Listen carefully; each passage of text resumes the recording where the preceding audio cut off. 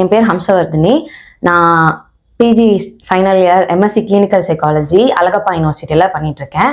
1 month இன்டர்ன்ஷிப்காக MO care counselling centre வந்திருக்கேன். First வந்து சிபிடியோட பேசிக்ஸ் கற்றுக்கிட்டேன். தாட்ஸ், ஃபீலிங்ஸ் அண்ட் இமோஷன்ஸ் அதெல்லாம் வந்து கற்றுக்கிட்டேன். அதுக்கப்புறம் வந்து நெகட்டிவ் ட்ரையாட் பற்றி நான் தெரிஞ்சுக்கிட்டேன். அப்புறம் பெக்ஸ் மாடல் இதெல்லாமே சிபிடியில் வந்து கற்றுக்கிட்டேன். அடுத்து வந்து டிஏல வந்து லைஃப் ஸ்கிரிப்ட்ஸு, ஒர்க்கிங் ஸ்டைல்ஸு, அதுக்கப்புறம் ஈகோகிராம்ஸ், அதுக்கப்புறம் வந்து இந்த பிஏசி மாடல் அதெல்லாமே தெரிஞ்சுக்கிட்டேன். ரியல் லைஃப் எக்ஸ்போஷர்னு பார்த்தோன்னா ஸ்கூலில் வந்து ஒரு ப்ரோக்ராம் ஸ்கூலில் வந்து கண்டக்ட் பண்ணியிருந்தாங்க. ஸோ அந்த ப்ரோக்ராமில் வந்து நியூரோபிக்ஸ் டெக்னிக்ஸ் எல்லாத்துக்குமே வந்து 10th எக்ஸாம் எழுதுகிற ஸ்டூடெண்ட்ஸ்க்கு எல்லாத்துக்குமே வந்து சொல்லிக் கொடுத்தது வந்து இன்னும் கொஞ்சம் என்னோட கான்ஃபிடென்ட்டை வந்து இம்ப்ரூவ் பண்ண மாதிரி இருந்துச்சு சார். சரி. ஸோ ஜென்ரலாக வந்து ஜென்ரல் கவுன்சிலிங்கில் வேற இதை தவிர வந்து வேற எதெல்லாம் வந்துட்டு, அதாவது இது வரைக்கும் உங்களுக்கு தெரியாது, இங்கே வந்து தான் கற்றுக்கிட்டீங்க அப்படிங்கிறது வேற என்னெல்லாம் கற்றுக்கிட்டீங்க? எனக்கு பேசிக்காகவே நான் ஒரு நான் மேஜர் எம்எஸ்சி சைக்காலஜி பிஏ முடிச்சுட்டு தான் எம்எஸ்சி வந்தேன். ஸோ எனக்கு ரேப்போர்ட் பில்டிங் அதெல்லாமே வந்து ஃபர்ஸ்ட் ரொம்ப டஃப்பாக இருந்துச்சு. ஸோ இங்கே வந்து வெளியே எக்ஸ்போஸ் ஆனதுக்கப்புறம் தான் என்னோட ரேப்போர்ட் பில்டிங்கோட ஸ்கில்ஸ் வந்து இம்ப்ரூவ் ஆயிருக்கு அப்படின்றது. அண்ட் கான்ஃபிடென்ஸுமே இன்னும் கொஞ்சம் இம்ப்ரூவ் ஆயிருக்கு. ரியல் லைஃபாக போய் அவங்க கிட்ட வந்து நான் வந்து செஷன் எடுத்தப்போ தான் வந்து என்னோட கான்ஃபிடென்ஸ் எனக்கே தெரிஞ்சிச்சு. ஸோ என்னால் முடியும் அப்படின்ற மாதிரி. சரி. ஸோ நீங்கள் வந்து ஒரு ஸ்கூலுக்கு போயிட்டு நியூரோபிக்ஸ் வந்து கற்றுக்கிட்டீங்க இல்லையா? ஸோ இந்த நியூரோபிக்ஸ் உங்களுக்கு யார் கற்றுக் கொடுத்தா? ட்ரெயினர் யார்? அது நியூரோபிக்ஸ் படிக்கிறப்ப அது நியூரோபிக்ஸ் உங்களுக்கு புதுசா?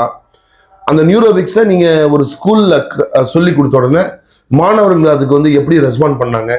அந்த ஸ்கூலுக்கு போயிட்டு ஒரு ஸ்கூலில் பேரண்ட்ஸ்க்கு முன்னாடி ஒரு 100 பேத்துக்கு முன்னாடி எடுக்க போகிறோன்னு சொல்லும்போது எப்படி இருந்துச்சு?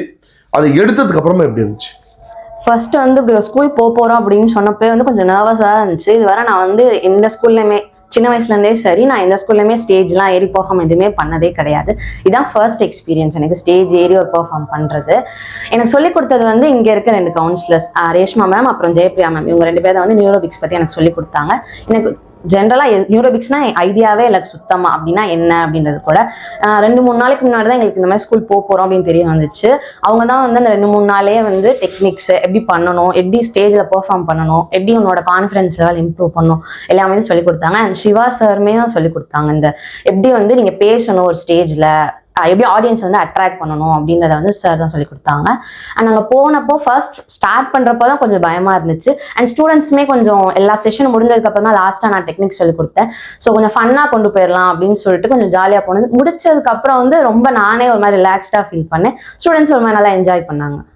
ஸோ அது உங்களுடைய கான்ஃபிடன்ஸை வந்துட்டு பூஸ்ட் பண்ணிச்சிங்களா? இன்னுமே இந்த மாதிரி ஒரு ப்ரோக்ராம் எடுக்கிறதுக்காக இப்போ சப்போஸ் நானே கூப்பிட்டேன்னு வைங்களேன், ஸோ கண்டிப்பாக வந்து என்னால் பண்ண முடியும்னு தோணுதா? இந்த கான்ஃபிடன்ஸ் லெவல் எந்த அளவுக்கு இம்ப்ரூவ் ஆயிருக்கு? நெக்ஸ்ட் டைம் கண்டிப்பாக பண்ண முடியும். இதை இப்போ பண்ணதை விட இன்னும் கொஞ்சம் பெட்டராக பண்ண முடியும் அப்படின்னு தோணுது சார். தோணுது. லைவ் கவுன்சிலிங், அதாவது கவுன்சிலிங் நடக்கும் பொழுது அப்சர்வ் பண்ணுறது, சரிங்களா? ஸோ யூஸ்வலாக வந்துட்டு என்னன்னா எல்லா இடங்கள்லையும் வந்துட்டு இந்த இன்டர்ன்ஷிப் வரவங்கள வந்து கிளைண்ட் கிட்ட பேச விட மாட்டாங்க, சரிங்களா? இங்க எப்படி நீங்க வந்துட்டு எந்தெந்த மாதிரி கேசஸ் பார்த்தீங்க? பேரு சொல்ல வேண்டாம், என்னென்ன மாதிரி கிளைண்ட்ஸ் நீங்க வந்து இந்த அப்சர்வ் பண்ணீங்க?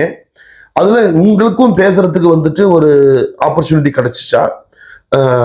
அது உங்களை எப்படி வந்து இந்த சைக்காலஜி ஃபீல்டுக்கு தயார்படுத்திச்சு அப்படின்றத பத்தி சொல்ல முடியுமா? கண்டிப்பா சார். ஃபர்ஸ்ட் வந்து நான் கிளைண்ட் கிட்ட டைரக்டா எக்ஸ்போஸ் ஆனது கிடையாது இதுக்கு முன்னாடி. அதே மாதிரி எனக்கு ஏதாவது டவுட்ஸ் இருந்தா கூட அவங்க கிட்ட இதுக்கு முன்னாடி கேட்டது கிடையாது. அதுக்கு அலோவ் பண்ண மாட்டாங்க. பட் ஆனா இங்க வந்து எப்படின்னா நான் வந்து கேமோஃபோபியா கேஸ் ஒன்று வந்து பார்த்தேன். அவர்கிட்ட வந்து டைரக்டா இன்டராக்ட் பண்றதுக்கு அண்ட் அவருக்கு சில எக்ஸசைசஸ் 1 minute மைண்ட்ஃபுல்னஸ் அந்த மாதிரி எக்ஸசைஸ்லாம் வந்து நானே அவங்களுக்கு கண்டக்ட் பண்ணேன். ஸோ வந்து இன்னும் கொஞ்சம் கிளைண்ட்டை எப்படி ஹேண்டில் பண்ணலாம் அப்படின்றதுல என்னோட ஸ்கில் வந்து இம்ப்ரூவ் ஆயிருக்கு.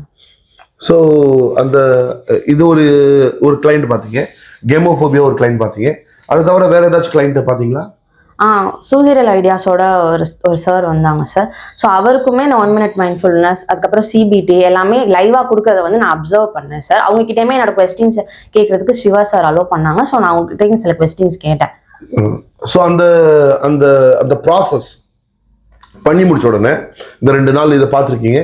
இதை தவிர வேற கேசஸ் பத்தி நம்ம நிறைய டிஸ்கஸ் பண்ணோம். இப்போ வந்துட்டு இந்த எம்எஸ்சி கவுன்சிலிங் சைக்காலஜி முடிச்ச உடனே இண்டிவிஜுவலா என்னால கவுன்சிலிங் பண்ண முடியும் அப்படின்னா 1-10 அப்படின்னு நான் சொன்னேன் வைங்களேன். 10னா என்னால் 100% என்னால் தனியாக பண்ண முடியும். சரிங்களா?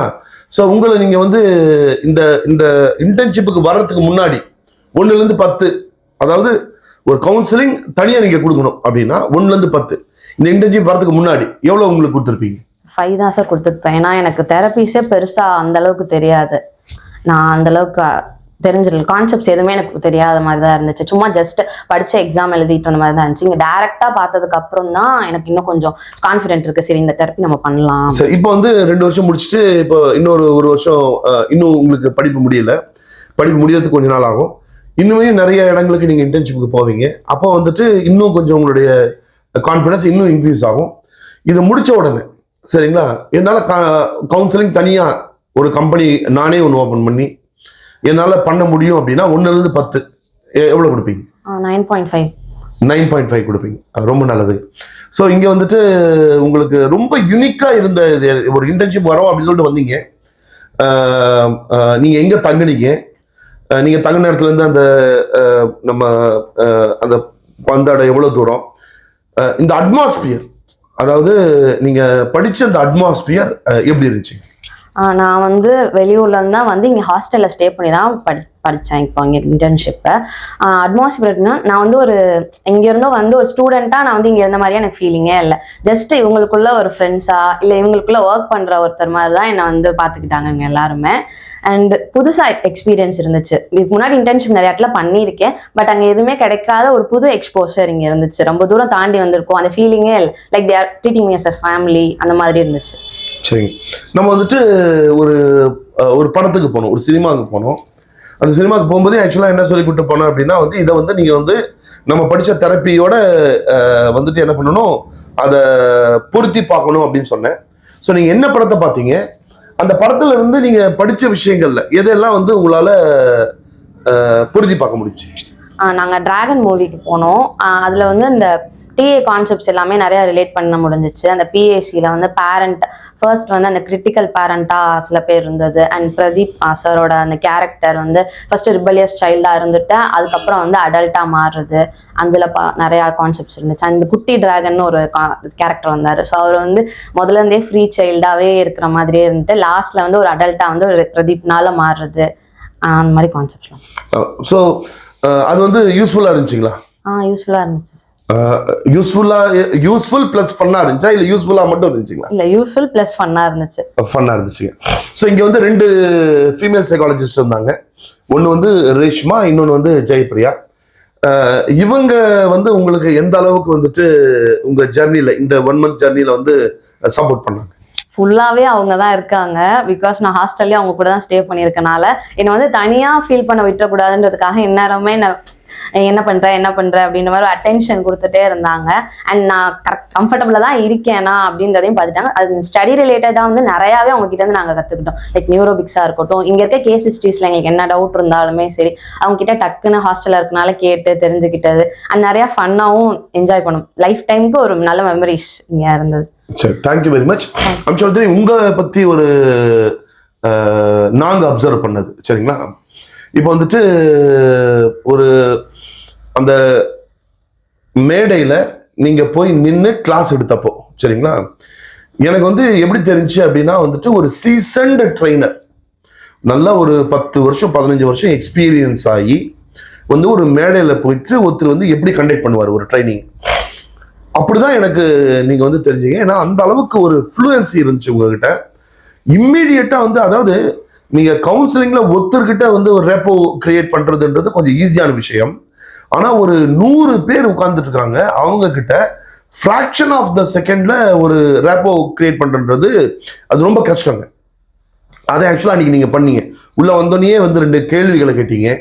அந்த கேள்விகளை கேட்டு ஒரு ப்ரோக்ராம் ஆரம்பிக்கிறதுன்றது அது ஒரு டெக்னிக்குங்க. அந்த டெக்னிக் நீங்க தெரிஞ்சு பண்ணீங்களா தெரியாம பண்ணீங்களா எனக்கு தெரியல, பட் அது வந்துட்டு அது ஒரு டெக்னிக். அது ரொம்ப அழகா ஹேண்டில் பண்ணீங்க. அதே மாதிரி உங்களோட பாடி லாங்குவேஜ், இந்த நீங்க ட்ரைனிங் எடுக்கிறப்போ உங்க பாடி லாங்குவேஜ், நீங்க வந்து அதை ப்ரெசென்ட் பண்ண விதம், அதெல்லாமே வந்து ரொம்ப அற்புதமா இருந்துச்சு. அதுவும் இல்லாமல் இன்னொன்று என்னன்னா, நீங்க ஒரு இடத்துல இருந்து இன்னொரு இடத்துக்கு வந்திருக்கீங்க, இன்னொரு இடத்துல வந்து தங்கிட்டு இருக்கீங்க. அப்போ இமிடியேட்டா வந்து உங்களுக்கு ஒரு நீங்க வந்துட்டு ஒரு டைம் இருந்து நீங்க எப்படி வேணா ஸ்பெண்ட் பண்ணிருக்கலாம். நீங்க ஈவினிங் போயிட்டு ரிசர்ச் பண்ணணும்னு சொல்லிட்டு போய் ரிசர்ச்ல இன்வால்வ் பண்ணிட்டீங்க, நம்பர் 1. ரெண்டாவது உங்க டைமை வந்து பாசிட்டிவா இங்க எப்படியெல்லாம் நான் ஸ்பெண்ட் பண்ணலாம் அப்படின்றத பார்த்து நீங்க பக்கத்துல இருக்க கோயிலுங்களுக்கு போயிட்டு வர்றது, இல்ல மற்ற விஷயங்களுக்கெல்லாம் போயிட்டு வருது. இதெல்லாம் வந்துட்டு என்னன்னா, நான் வந்துட்டு I want to grow to the next level. நான் வந்து என்னோட வாழ்க்கையில நான் அடுத்த கட்டத்துக்கு போகணும் அப்படின்ற அந்த ஒரு வேட்கை வந்து உங்களுக்கு இருக்கு அப்படின்றது எங்களுக்கு வந்து நல்லாவே தெரிஞ்சு. இங்க வந்து நானாகட்டும், இல்ல ரேஷ்மா, ஜெயபிரியா, கென்னி, நாங்க வந்து உங்ககிட்ட அப்சர்வ் பண்ணது என்ன அப்படின்னா வந்துட்டு, ஃபியூச்சர்ல வந்து very best psychologist is really is going to come. இப்போ உங்களை பத்தி என்ன அப்சர்வ் பண்ணாங்க அப்படின்றத ரேஷ்மா மேடம் வந்துட்டு அவங்க என்ன அப்சர்வ் பண்ணாங்கன்றத சொல்லிட்டு நம்ம முடிச்சிடலாம். ரேஷ்மா மேடம், நீங்க அவங்கள பத்தி என்ன அப்சர்வ் பண்ணீங்க? சார், ஃபர்ஸ்ட் டைம் நீங்கள் இன்டர்ன்ஷிப் என்கொயர் பண்ணிருக்கும்போது மேம் எனக்கு கவுன்சிலிங் ஸ்கில்ஸ் ரிலேட்டடாக நான் வந்து நிறைய தெரிஞ்சுக்கணும்னு விரும்புகிறேன். எம்எஸ்சி கவுன்சிலிங், கிளினிக்கல் கவுன்சிலிங் நான் பண்ணுறேன், பட் கவுன்சிலிங் ரிலேட்டடாகவும் நான் நிறைய தெரிஞ்சுக்கணும்னு கேட்டிருந்தாங்க. ஓகே வாங்கன்னு சொல்லியிருந்தேன். அப்போ வந்து அவங்க இன்டர்ன்ஷிப்க்கு என்கொயர் பண்ணியிருந்தாங்க. அதுக்கப்புறம் ஹாஸ்டலும் வந்திருந்தாங்க என் பக்கத்தில். ஸோ ஃபர்ஸ்ட் வந்து எனக்கு இங்கே வந்து அவங்க இன்ட்ரெஸ்டடாக கேஸ் ஸ்டடிஸ் ரிலேட்டடாக நிறையா வந்து டவுட்ஸ்லாம் கேட்டாங்க. ஹாஸ்டல் போய் கூட என்ன ஃப்ரீயா விடல. அங்கேயும் வந்து அக்கா எனக்கு கேஸ் ஸ்டடி சொல்லிட்டாங்க, லைக் தட். அங்க போயிட்டா அக்கா, இங்க வந்தா மேம். ஸோ அந்த மாதிரி வந்து ஹம்சவர்த்தினி வந்து என்ன தூங்க கூட விடல. எனக்கு இந்த இடத்துல டவுட்டா இருக்கு, ஸோ எனக்கு இதை கிளியர் பண்ணுங்க அப்படின்னு சொல்லி ஹாஸ்டல்ல கூட எனக்கு வந்து டவுட் கேட்டிருந்தாங்க. அப்புறம் கம்ப்ளீட்டா வந்து டைமிங்க்கு ஆஃபீஸ்க்கு அவங்க வர்றது கரெக்டாக 10 o'clock வந்து வந்துருவாங்க கரெக்டாக டைமிங்க்கு. ஈவினிங் வந்து அவங்களுக்கு லேட் ஆகும் சம்டைம்ஸ் ஆஃப்டர்நூன். அப்போ வந்து அவங்க அப்போ கூட அந்த டைமிங்கை கன்சிடர் பண்ணாமல் அவங்களோட ஒர்க்கை கம்ப்ளீட் பண்ணிட்டு தான் அவங்க இங்கேருந்து கிளம்புவாங்க. ஸோ கிளம்பும் போதே என்கிட்ட சொல்லிட்டு அக்கா நான் அதை முடிச்சிட்டேன் அப்படின்னு சொல்லி அந்த ஃபார்ம்ஸ் என்கிட்ட காமிச்சிட்டு சைன் வாங்கிட்டு தான் அவங்க கிளம்புவாங்க. ஸோ அந்தளவுக்கு பஞ்சுவாலிட்டிலாம் அவங்க ரொம்ப ரொம்ப கரெக்டாக இருப்பாங்க. அந்த ஸ்பீச்சும் வந்து நான் எதிர்பார்க்கவே இல்லை. நியூரோபிக்ஸ் இதெல்லாம் சொல்லி கொடுத்தேன். அப்போ வந்து அவங்க இந்த அளவுக்கு ஸ்பீச் பண்ணுவாங்கன்றது என்னால் நம்பவே முடியல. So all the best Hamsavardhini. இதே மாதிரியே நீங்க உங்களோட லைஃப்ல உங்களோட ஃபியூச்சர் வந்து ரொம்ப பிரைட்டா இருக்கணும்னு நான் உங்களுக்கு வந்து ஆல் தி பெஸ்ட் சொல்றேன். Take care. Thank you ஹம்சவர்த்தினி. Bye bye. All the best.